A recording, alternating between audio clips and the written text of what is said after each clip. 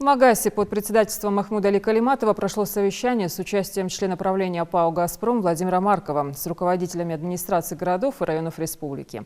На повестке обсуждались проблемные вопросы газоснабжения Ингушетии. Открывая совещание, глава региона поприветствовал гостей и поблагодарил Владимира Маркова за эффективное сотрудничество, дающее импульс развитию субъекта и повышению качества жизни населения. Калиматов отметил, что за последние годы проведена большая работа по установлению владельцев безучетных сетей и их легализации. Теперь наша задача использовать строго по назначению финансирования, рассчитанное на обновление сетей, подчеркнул глава региона. В решении возникших проблем мы ощущаем со стороны «Газпрома», Межрегионгаза, реализуется программа газификации республики. Сдвиги к лучшему есть, но происходит они медленно. Недостаточно существующий уровень газификации, который составляет чуть более 80%.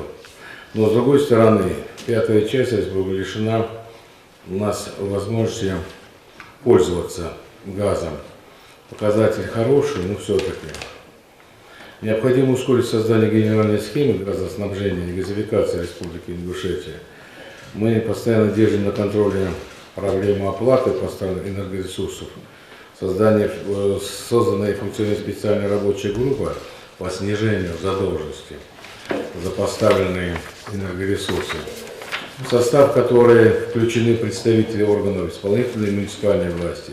Заседания рабочей группы проводятся на регулярной основе. Подчеркну, что «Газпром» продолжает внимательно относиться к развитию республики.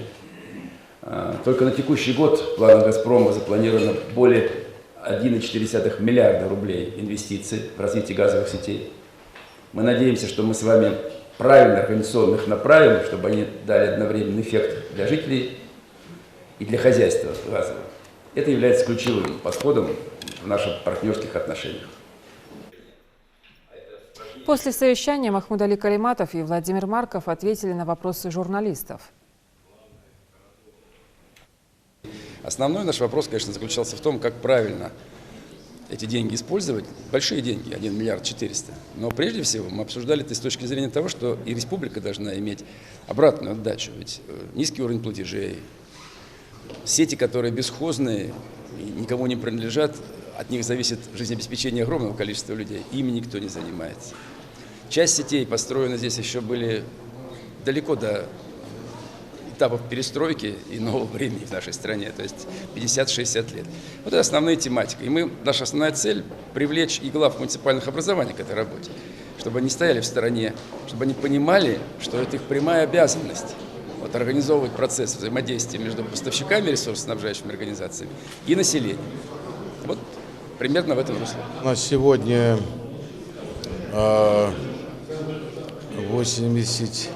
более 80% сетей, но у нас вот 20-25% еще дополнительно нужно развитие сетей. Но обновляться должны, потому что действительно Владимир Константинович сказал, что эти сети, они у нас устаревшие, если много. И потери есть тоже в этой части из-за плохих сетей, которые пришли, ну так скажем, не в аварийные, но устаревшие. А в части того, что у нас развитие идет, у нас в республике, я скажу, некоторые регионы, мы намного впереди, чем другие. У нас, я знаю, регионы есть, которые промышленные, у них да, в сельских поселениях там, и в районах сельских там нет даже и 50%. Есть такие даже.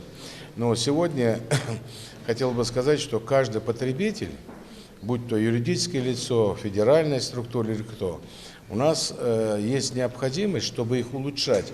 «Газпром» предлагает, вот те деньги, которые плату мы делаем, они будут использованы и вкладываться в нашу республику для развития, улучшения сетей газовых.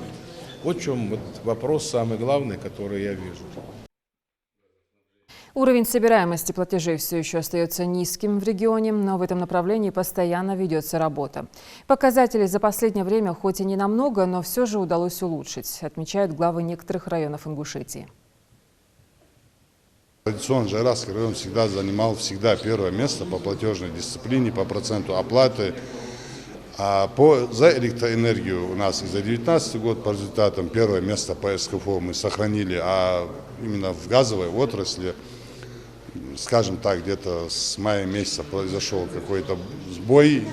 Это несколько факторов на это повлияло. Это отсутствие абонентского отдела в районе. Перестали приезжать мобильные офисы, работать контролеры с тех пор, как им запретили вот эти в кассовые аппараты эти средства собирать. Я надеюсь, что сегодняшнее совещание будет разработано и правительством по поручению главы, соответствующие поручения сегодня даны, будет разработан комплекс мер, которые вот эти шероховатости, в принципе, наверное, все это как бы уже на уровне республики, да, это все будет решено. Основная головная боль – это не платежи, это платежная дисциплина, низкая платежная дисциплина, к сожалению, в республике. И надо учитывать платежную способность населения Республики Ингушетия. В любом случае из этой ситуации выход предполагается. Сейчас под руководством нашей главы коллегиально эти моменты были определены. Самое важное, необходимо всем заинтересованным сторонам, находя выход из этой ситуации, из сложившейся проблемной ситуации, действовать консолидированно.